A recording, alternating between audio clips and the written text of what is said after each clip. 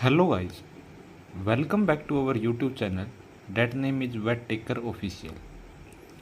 So today I will discuss about one more topic about admission in veterinary, or we can say that in BVSC and AH program. इस video के अंदर देखेंगे कि क्या process है admission लेने के लिए वेटनरी और BVSC एंड AH प्रोग्राम के अंदर इन 2025 के अंदर।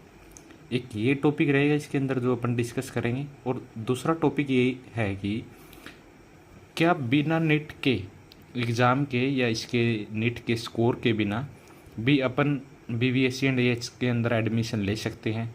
यदि ले सकते हैं तो कहाँ पर ले सकते हैं और कैसे ले सकते हैं। So let's start the video. So first of all ये देखते हैं कि प्रोसेस क्या है, जो एडमिशन करने के लिए प्रोसेस क्या है। तो फर्स्ट ऑफ ऑल यही है कि जो अपने भारत के अंदर 95 और even we can say that 90 जो भी BVSC एंड AH प्रोग्राम है उसके अंदर एडमिशन है वो नीट के बेस पे ही होता है। जैसे फर्स्ट ऑफ ऑल क्या रहेगा, जैसे नीट एग्ज़ाम होता है, जैसे इस ईयर में 4 मई को हुआ है। इसके जब रिजल्ट आने के बाद, जैसे रिजल्ट आता है 1 मंथ के बाद, जैसे 4 मई को एग्ज़ाम हुआ है तो 4 जून या 6 जून के आसपास क्या आ जाएगा, नीट का रिजल्ट आ जाएगा। तो उस मार्क्स के बेसिस पर ही क्या रहता है, एडमिशन होता है वेटनरी के अंदर भी। तो जैसे ही नीट का रिजल्ट आएगा उसके 1 महीना या 1.5 महीने के बाद मेडिकल, मतलब कि जो MBBS की काउंसलिंग स्टार्ट हो जाएगी। जब भी MBBS की काउंसलिंग ख़त्म हो जाती है तो उसके बाद लगभग एंड जब आता है MBBS काउंसलिंग का, उस समय पे ऑल इंडिया काउंसलिंग है जो वेटनरी के लिए वो स्टार्ट हो जाती है। जो ऑल इंडिया काउंसलिंग है, मतलब जो VCI काउंसलिंग है, वो केवल व केवल 15% सीट के लिए ही करवाई जाती है। ऐसा है कि जो जितने भी वेटनरी कॉलेज है गवर्नमेंट और कुछ प्राइवेट भी, उसके अंदर ये रहता है कि जो 85 सीट है वो जो फिल की जाएंगी वो उस स्टेट के अंदर से ही की जाएंगी। जैसे फॉर एग्जांपल जैसे MP स्टेट है, इसके अंदर 3 वेटनरी, मतलब कि 3 गवर्नमेंट वेटनरी कॉलेज है। तो हर वेटनरी कॉलेज के अंदर जो 85 सीट है वो फुलफिल की जाएंगी MP स्टूडेंट्स के द्वारा, मतलब कि जिनके पास MP डोमिसाइल है। जो 15% सीट है ईच कॉलेज के अंदर, तो वो फुलफिल की जाएंगी VCI के द्वारा, मतलब कि जो वेटनरी काउंसिल है उसके द्वारा क्या करी जाएंगी, 15% सीटें फुलफिल की जाएंगी। मतलब यदि एक कॉलेज के पास 100 सीट है तो उसके अंदर से 85 सीट है वो स्टेट कोटा के लिए है, रिजर्व है, और जिसके अंदर जो 15% सीट है वो VCI कोटा के लिए दे रखी होती है हर कॉलेज ने। तो जैसे अपन बात करते हैं कि जैसे नीट का रिजल्ट आया उसके बाद जो मेडिकल काउंसलिंग स्टार्ट हुई, तो जब मेडिकल काउंसलिंग एंड पे पहुंचेगी उस समय पे VCI की काउंसलिंग क्या हो जाएगी, स्टार्ट हो जाएगी।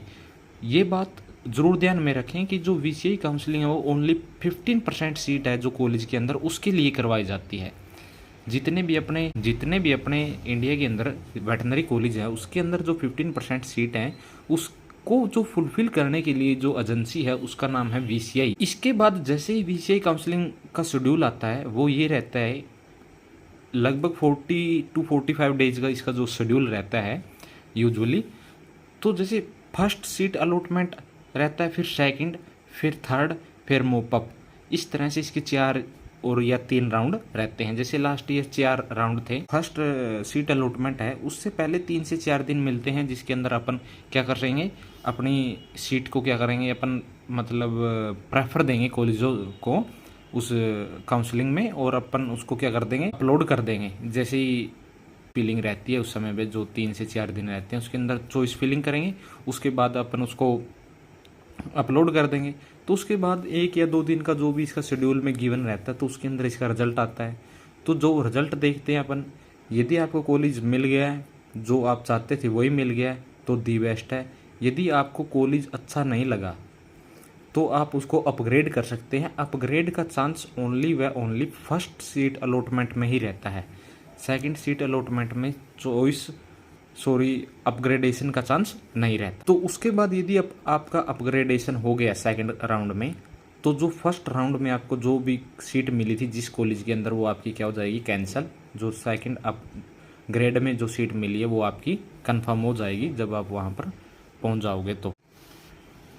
तो जैसे ही आपको जो सेकंड राउंड के अंदर अपग्रेडेशन में यदि आपको नया कॉलेज मिला है, तो आपकी वो सीट कंफर्म हो जाएगी। जब आप वहाँ पर फिजिकली प्रेजेंट हो जाओगे तो आपकी वो सीट कंफर्म हो जाएगी।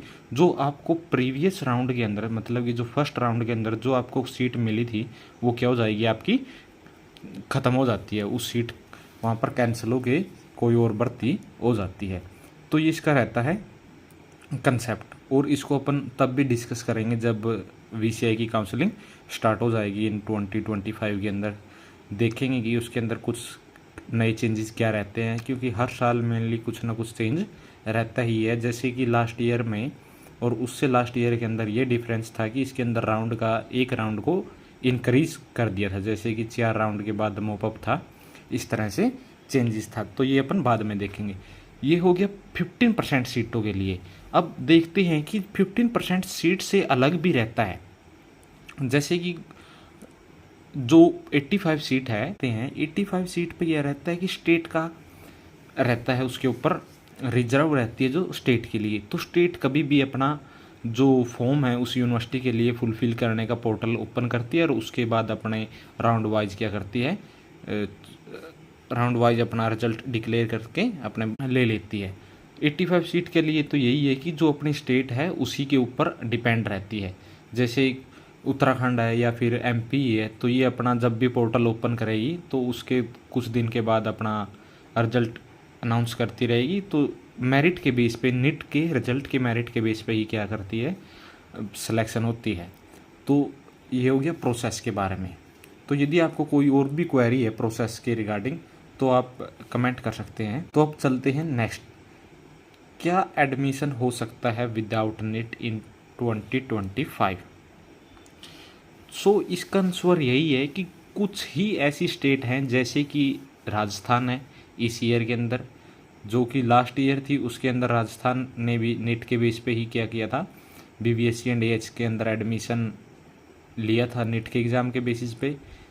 राजूवास है या फिर एक दुआस जो UP के अंदर जो वेटनरी यूनिवर्सिटी है, वो भी अपना खुद का एग्ज़ाम लेती है। इससे अलावा कोई एक दो और हो तो उसका अभी कोई आइडिया नहीं है।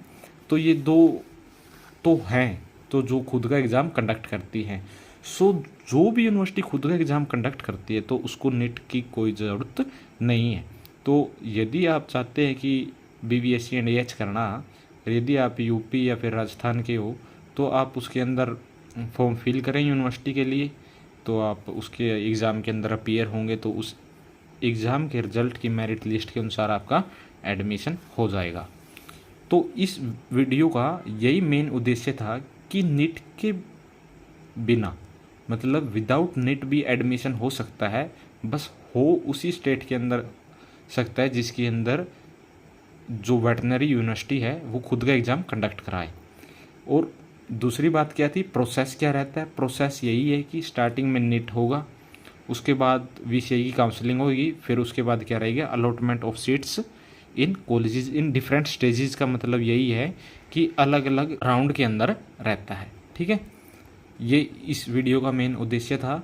और अपन ने लास्ट वीडियो के अंदर डिस्कस किया था कि जो नीट की क्या कट ऑफ रहेगी BBSC एंड AH के अंदर एडमिशन लेने के लिए, एक्सपेक्टेड है अभी के लिए इन 2025 के अंदर। कंपैरिजन के साथ है वो, इन 2024 के साथ कंपैरिजन का है। तो यदि आपने उस वीडियो को नहीं देखा है तो आप उस वीडियो को भी ज़रूर देखें। तो इस वीडियो के डिस्क्रिप्शन में उस वीडियो का लिंक है। तो यदि आप इच्छुक हैं कि क्या कट ऑफ रह सकती है तो आप उसको ज़रूर देखें। If you like this video, you should subscribe our channel and share also. So thank you guys.